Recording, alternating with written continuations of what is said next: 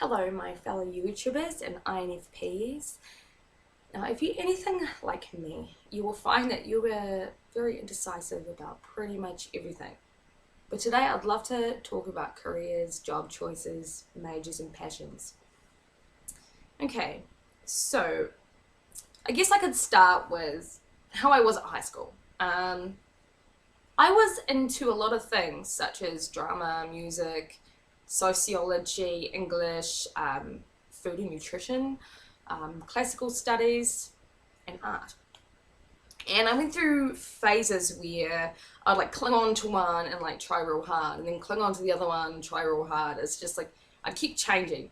But consistently through high school, I was interested in my drama, and I did very well, especially in my last year. Um, yeah. But yeah, so at high school, I wanted to be either like I'd take on theatre or go down the whole Hollywood actress route.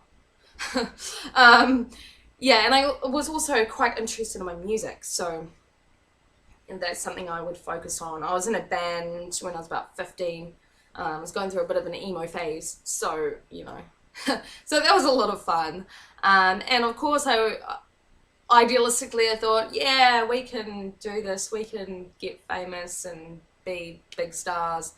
That didn't last very long, but it was fun, and I got to connect with my friends um, through music, which was awesome. So yeah, at the end of high school, I left partway through technically my last year, and that was in 2010. And oh yes, I forgot to mention, um, it was about 2008, 2009, 2010. I was into belly dance, and I wanted to be part of the belly dance superstars.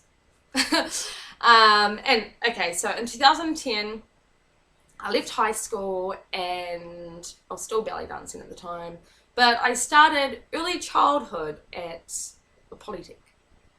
So weird. I don't even know why, but I kept changing what I wanted to do because I felt like whatever I was doing wasn't going to fulfill me as a person, or to help create who I was, to help find out who I was, and to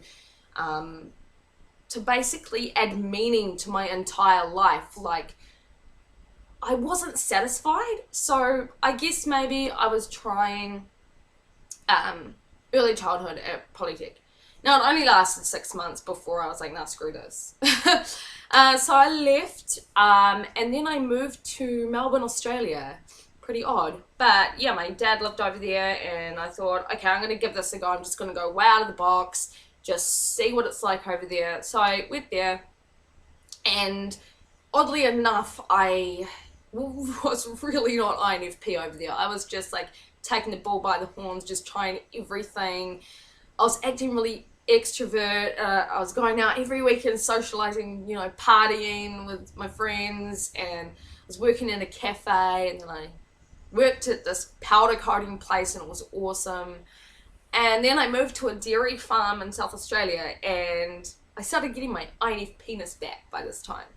And then I decided I wanted to study theatre at Ballarat University, but that didn't happen. It was just something I wanted to do. And then I came back to New Zealand, moved to a little town in the North Island called, at the top of the North Island called Kaitaia. And I was packing avocados. During this time, I was getting back into my music, writing lots of music, and I'd go to Tauranga every now and again. Tauranga is where I'm from, it's where my parents live. So I'd go to Tauranga every now and again and record some music. And yeah, no, that was all good. And I thought, okay, let's do the solo thing and let's get into music and just see where that takes me. But I had this thing I had to tackle, and that was my stage fright. And I guess that put me off a little bit. But I always thought, it's going to test me. It's going to it's going to be the challenge I can overcome, and so I can be a confident artist, you know. So I always thought, if I get over the stage fright, it's going to add that life purpose, you know, it's going to add to my life purpose, sorry. But then, change of heart, once again, I decided to, sorry about Facebook, I decided to go to university. A university called Waikato University, and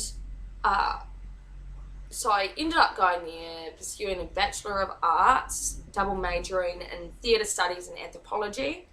My love of anthropology came from high school when I was doing sociology. I love cultures. I consider myself a very open-minded person. So I love non-Western things. So anyway, being at uni, it was all good, and I thought I was doing quite well, and I ended up finding a new passion from being at Waikato Uni, and that was one of my papers for my Bachelor of Arts was my Arts 101 paper. And in Arts 101, I guess you would, like, there was one thing that I did, I had to find like symbols within things and do lots of writing and write different perspectives from different characters, and that was awesome. Like during this time I found my passion within writing, and there came my novel writing and all of that stuff, and it helped my lecturer. I would go to my lecturer for a little bit of help with certain things, and she'd read through my stuff and she would tell me that my writing was that of a third year, so that gave me a real confidence boost.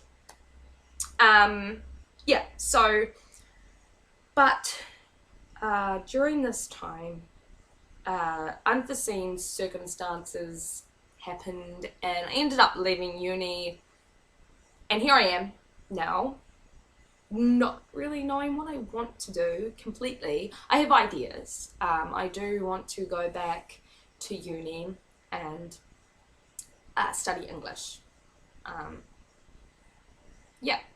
I'm a mum.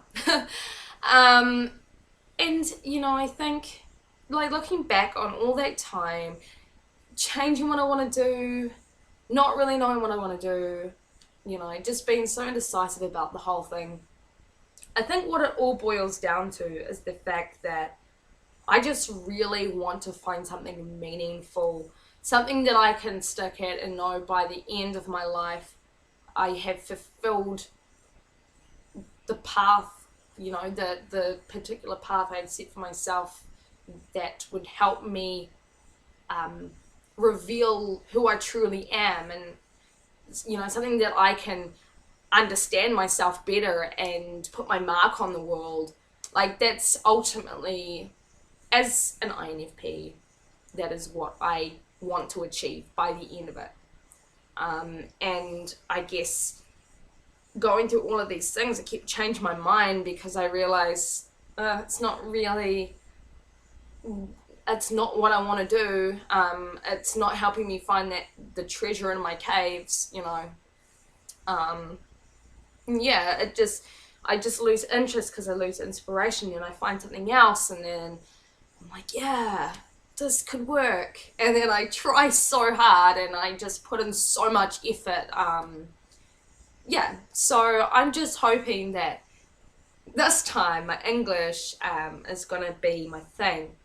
Fingers crossed. But anyway, so I want to read something to you. It's something that you would probably relate to. I hope so. Please let me know if you do. I love getting all of your comments. I'm sorry I can't cite it. I was going to, like, I had it written down, and then I just don't know what happened to it.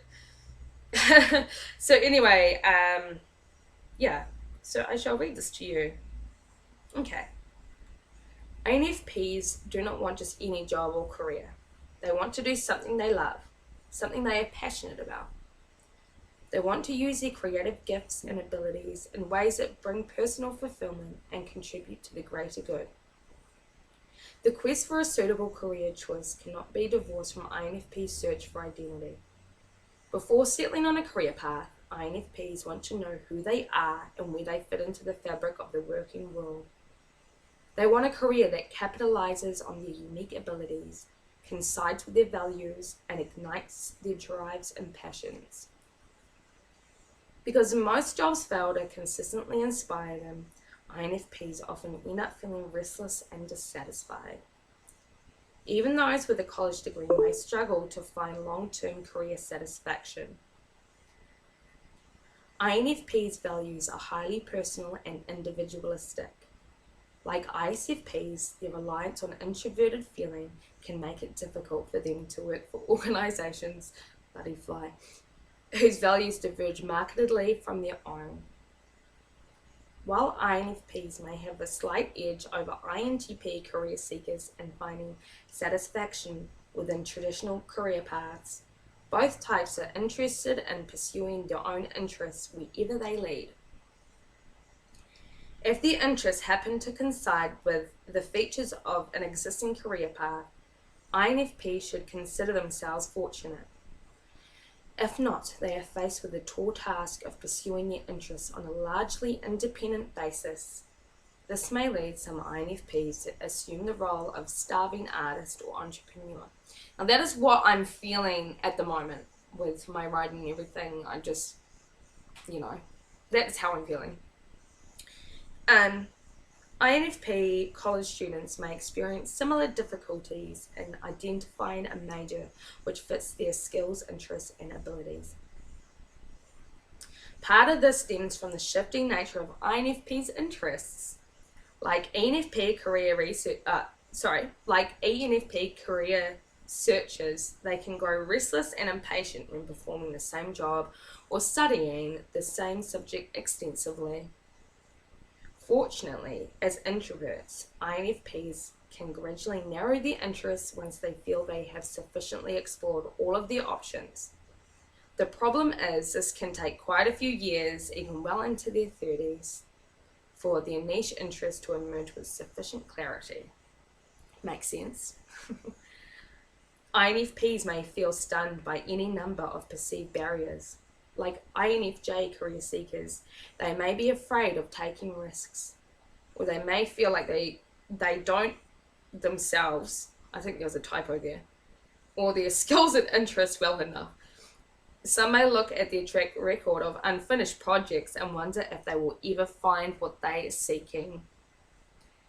It is important for INFPs to recognize that this is all very normal. The fact is they need to experiment and experience life in order to find themselves. All of their experiences and lessons learned can be internalized and integrated as part of their career development. And there you have it. I think there was more, but yeah. I hope that does speak to you. It speaks to me 100%, and it doesn't really help. I'm sorry, I can't really help you identify what you want to do. But I hope that you may find what you're looking for.